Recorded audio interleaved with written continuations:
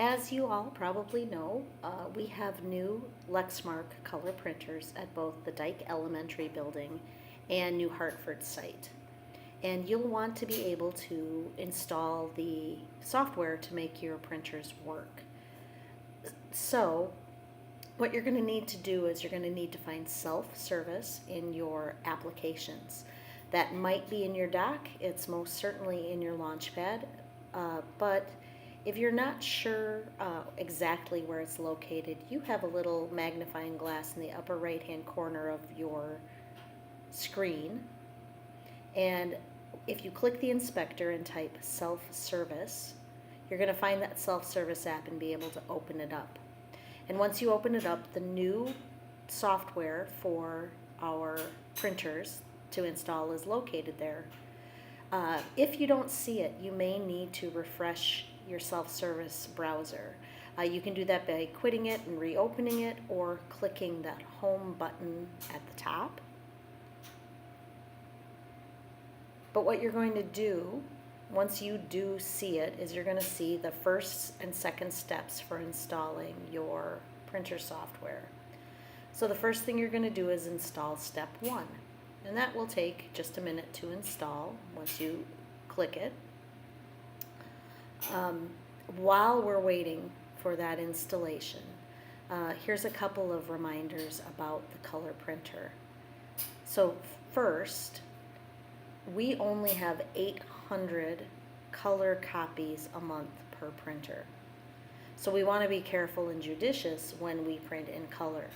And where it might get a little tricky is, unlike the printers, the Color Me BW printers, when you go to scan your badge, it's not going to ask you if you can choose to print or to delete. It's just going to print what's there. Okay, it looks like the first step was installed, so I'm going to install the second step. So back to the printing. Because it's going to automatically print, you're going to have to watch really closely the print queue. Like when you send it to print with your paper cut, you notice you get that little OK. If you see that OK, it's at the printer. You do not want to print again. So you can check that your printer is installed by going to your system preferences and clicking on printers. And you're going to notice that in the left-hand pane, you've got all the printers, even the ones you have at home. And you're going to want to scan down and make sure that the Lexmark Color BW is there. Now, it could default to this BW, but as I look at mine, I'm noticing that my black and white print is actually my default. So I'm not going to change anything. When I go to print something, it's going to make me have to switch and choose the color if I want to print in color. So I'm going to go try to print something in color. I have been working on a set of code for a class I'm taking at UNI, and it's actually the color codes on that do mean something. So I'm going to try printing that first.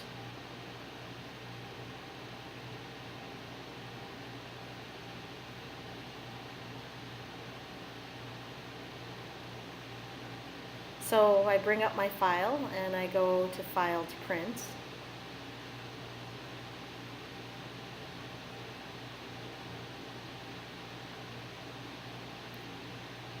And this is giving me a weird message. Usually it would bring the dialog box, but this wants me just to send it straight to my default printer.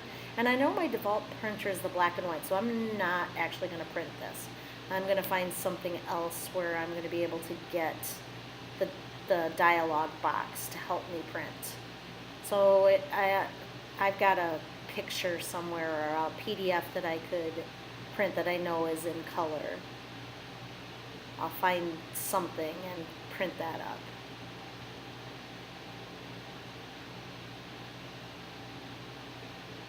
So this is a little poem that we wrote about ope words. So If I wanted to print this in color, I would go File to Print. And sometimes different programs take longer to actually develop the spool for the print job. So I'm going to wait till the print dialog box comes up. And notice it's in black and white, so I want to change it to the color printer.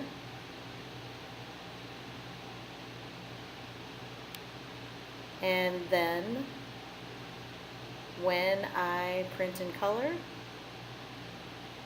it's going to spool it to the printer. And I can actually go check my print queue. Like down at the bottom I see my printer. I can open that up by double clicking on it and see what's in it.